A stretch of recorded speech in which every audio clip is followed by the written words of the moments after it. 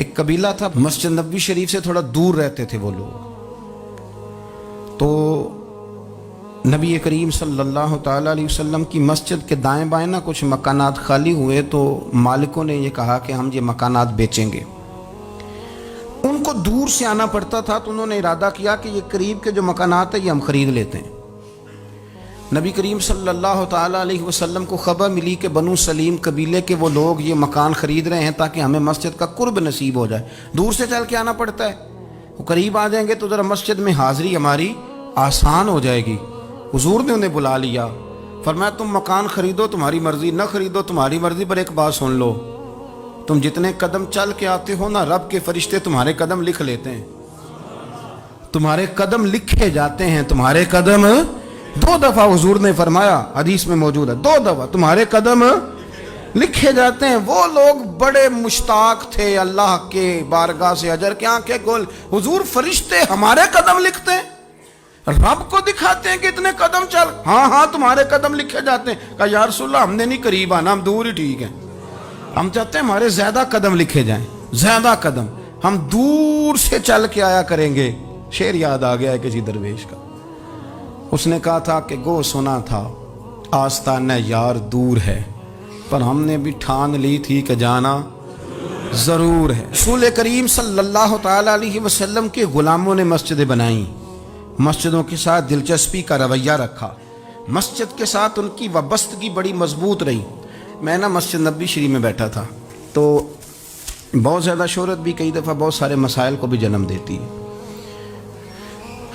تو کچھ ایسی جگہیں ہوتی ہیں جہاں آپ کو خود ادب کے ساتھ جانا چاہیے، وہاں زیادہ جھمگٹے لوگوں کا آنا جانا، ہاتھ چموانا ویسے ہی تھوڑا ادب کے خلاف لگتا ہے. تو کوشش ہوتی ہے کہ ذرا وہاں کوشش کی جائے کہ ذرا چپکے سے کوئی کام ہو جائے، لیکن پیار کرنے والے تو پھر مل ہی جاتے ہیں نا ہر جگہ. مسجد نبوی شریف کی صفائی کرنے والے لوگ میرے پاس آ کے بیٹھ کے کہنے لگے آپ سے فوٹو کھنچا لیں. تو مجھے ایک شعر یاد آ گیا کسی درویش کا، اس نے کہا تھا طیبہ کے سارے خادم پہچانتے ہیں مجھ کو، مجھ کو تو خبر نہیں تھی میں اس قدر بڑا ہوں. میں نے کہا جی کھنچوا لیں. ان میں ایک شخص بولا، کہنے لگا پیر صاحب آپ سے ایک بات کرنی ہے. میں نے کہا کریں.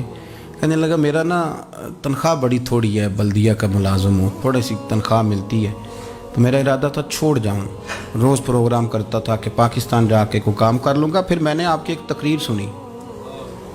میں نے کہا وہ کون سی؟ کہنے لگے آپ نے بتایا ہے کہ بخاری میں حدیث ہے ایک بی بی مسجد کی صفائی کرتی تھی، بیمار ہو گئی تو حضور تیمارداری کرنے جاتے تھے، اور جب اس کا رات کو انتقال ہوا صحابہ نے حضور کو تکلیف دینا بہتر نہ سمجھا، دفن کر دیا. تو نبی کریم نے سویرے فرمایا مجھے بتاؤ اس کی قبر کہاں ہے.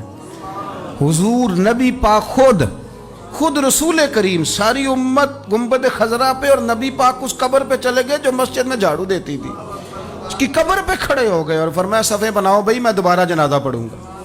حضور نے جنازہ دوبارہ پڑھا. وارث نے جنازہ نہ پڑھا ہو تو دوبارہ پڑھانا جائز ہے، حضور تو وارث ہے نا ساری امت کے. دوبارہ جنازہ پڑھا. کہنے لگے وہ میں نے آپ کی زبان سے کہیں وہ روایت سن لی تھی، تو 3 بجے ہوئے تھے رات کے پاکستان میں، سارے سو رہے تھے، پر میں نے گھر فون کیا. میں نے کبھی تنخواہ جنی جی انہیں چی گزارا کرنا جی، میں تو بڑے کام لگا ہوں سرکار کی بارگاہ میں، یہاں مسجد کی صفائی کرتا ہوں. میری تو بڑی شان بنے گی اگر رسول کریم اس بی بی کی قبر پہ تشریف لا کے مہربانی کرتے ہیں، تو مجھے امید ہے میرے اوپر بھی رحم فرمائیں گے. تو تنخواہ تھوڑی صحیح پر نصیب تو بڑا اونچا ہے نا. تو میں کوشش کرتا ہوں کہ یہ تعریفیں چھپا کے رکھی جائیں، پر میں نے اسے کہا میں کہ تھوڑا اونچی بول اور ذرا گنبد شریف کی طرف منہ کر کے بات کر، تاکہ گواہی ہو جائے نا، گواہی ہو جائے. عرش پہ تازہ چھیڑ چھاڑ، فرش پہ طرفہ دھوم دھام، کان جدھر بھی لگائیے تیری ہی داستان، کان جدھر بھی لگائیے تیری ہی او یارو بڑا خوش بخت نہیں وہ آدمی جس کو اللہ تبارک و تعالیٰ کے گھر کی حاضری کا یہ موقع نصیب ہو. وہ تھوڑا ذوق بنائے، وہ مسجد میں جائے، مسجد کے ساتھ پیار کرے، مسجد کے ساتھ اس کی دلچسپی ہو، مسجد میں وہ چراغ جلائے، مسجد میں وہ جھاڑو دے، وہ مسجد کی صفائی کا خیال کرے، وہ دیکھے کون سی چیز ہے مسجد کی جو صحیح ہونے والی ہے اس کا خیال. اور بڑا ہی خوش بخت ہے. آپ یقین کریں مجھے سب سے زیادہ اس بندے سے پیار ہے جس کو فکر رہتی ہے کہ ٹائم ہو گیا میں نے مسجد کھول لی. کچھ آئمہ مساجد، کچھ مؤذنین، کچھ جن کے پاس چابیاں ہوتی ہیں، میں نے دیکھا ہے بڑے وقت پہ جائیں گے، مسجد کھولیں گے، صفے بچھائیں گے. یہ بڑے خوش بخت لوگ ہیں، یہ میرے نبی پاک کے پیارے ہیں. یہ رسول اللہ صلی اللہ علیہ وسلم اپنے اپنے علاقے کی محلے کی مسجد سے پیار کریں، وہاں آپ ڈیوٹی کریں۔ ہمارا نہ جو بندہ ڈیوٹی کرتا ہے وہ نہ کچھ سربراہی بھی لینا چاہتا ہے، بغیر سربراہی کے ڈیوٹی کریں۔ دیکھیں آپ وہاں کیا خدمت سر انجام دے سکتے ہیں، کس طرح کر کے آپ اپنا کردار، آپ کی طبیعت بڑی ٹھنڈی رہے گی۔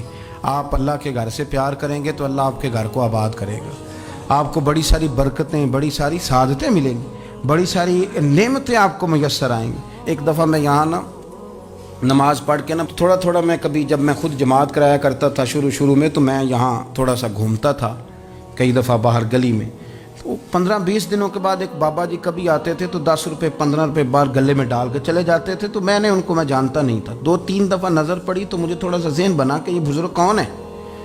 میں نے ایک دن ان سے کہا، میں نے کہا بزرگوں آپ اکثر آتے ہیں اور 10-15 روپے آپ گلے میں ڈالتے ہیں اور آپ چلے جاتے ہیں، پھر جدھر سے آپ آتے ہیں، یہاں تو نا بندہ رستے سے گزر رہا تھا تو جاتی دفعہ مسجد نظر آئی تو اس نے کچھ ڈال دیا تو واپس لوٹ جاتے ہیں۔